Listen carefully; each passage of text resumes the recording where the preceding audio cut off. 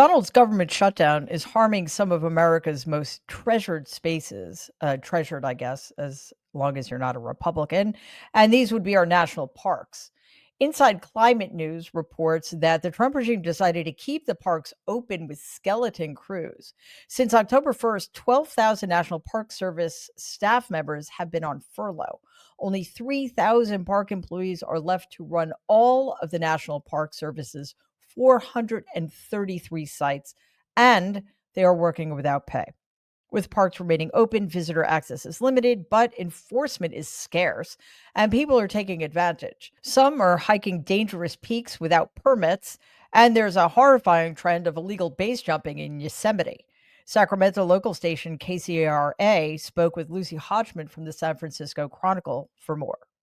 You definitely hear a couple of reports of people parachuting off the rock formations there or even paragliding, things that are a little more exciting, but I think that that's happening a lot less often than the sort of quieter, more subtle breaking of the rules. So people parking overnight where they're not supposed to, saw quite a few people smoking, which wouldn't happen normally, some drones flying overhead, sort of smaller violations that would go unnoticed normally, but wouldn't really be happening if the government wasn't shut down.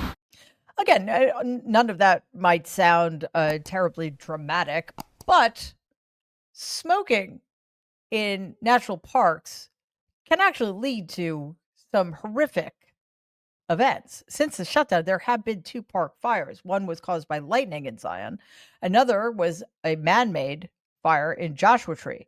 In both cases, short staffing prevented proper management of the issue. This is reminiscent of the 2018 2019 shutdown when minimal staffing led to defacement, illegal off roading, and destruction of Joshua trees. Advocates say this damage could take centuries to repair, which kind of sounds like it's right in league with what the Trump regime is doing to this whole country. These safety concerns led over 400 former National Park Service leaders to urge the federal government to close parks until furloughed staff can return. But the Trump regime doesn't care about our safety. So, Emily Thompson, the executive director of the Coalition to Protect America's National Parks, appealed to citizens directly on ABC News. Watch here. Nobody wants the shutdown. Nobody wants our national parks to be closed, but we're asking people to stay out of national parks. If our government is shut down, our parks should be closed to help protect resources, to help protect visitor safety. During the shutdown, if we don't have air traffic controllers, we shouldn't be flying. If we don't have park rangers, we shouldn't be visiting national parks. Parks are not collecting entrance fees while the Trump regime holds the government hostage. The National Parks Conservation Association, a nonprofit conservation organization, calculated that in the first 25 days of the shutdown, the NPS lost out on a staggering $25 million in revenue, and it is losing approximately $1 million a day in uncollected fees. That is money that, one, can be used to pay the salaries of the federal workers protecting our national land, or upkeep, or any number of things that are vitally important to the project of keeping our parks safe and pristine.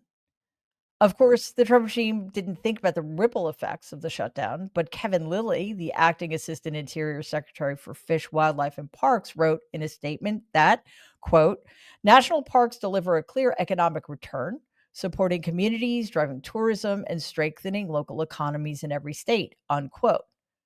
That's right. In 2024, tourists from all over the world spent $29 billion in the parks and surrounding areas. So even though these things are incredibly important, paying park ranger salaries, maintaining the parks, protecting the parks, all of that, very important, but they're the knock-on effects that Donald and the Trump regime don't care about. The local businesses, the hotels, the restaurants, the suppliers who count on tourists coming to these national parks and spending their money in these small businesses that Donald is supposed to care about and also supposed to understand. Of course, he doesn't. But before we go on, we must speak out against Donald's attempts to plunder our country. So please like and share this video. And if you believe in our mission, please subscribe to the Mary Trump Media channel. Donald's neglect of our national parks goes beyond multiple shutdowns. SF Gate reports that his big abominable bill cut $267 million from National Park Service funding. As a result, the agency has lost almost a quarter of its permanent staff. So, if you're looking for ways to help defend our national parks from Donald's destructive policies, please visit the National Parks Conservation Association website. That's npca.org. They have petitions for you to sign and issues to raise when calling your representatives. That is a wonderful thing to do if you have the resources. But here's the problem with that: our government is supposed to be making sure that the parks are properly funded. Our government is supposed to make sure that our tax dollars are allocated in a way that protects us and our resources, including national parks.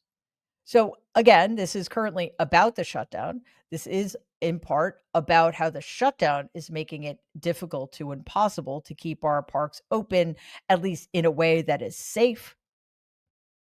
But this is also about the priorities of the Trump regime, which seems hell-bent on defunding and, in some cases, entirely dismantling agencies and institutions that make this country a better place for all of its citizens.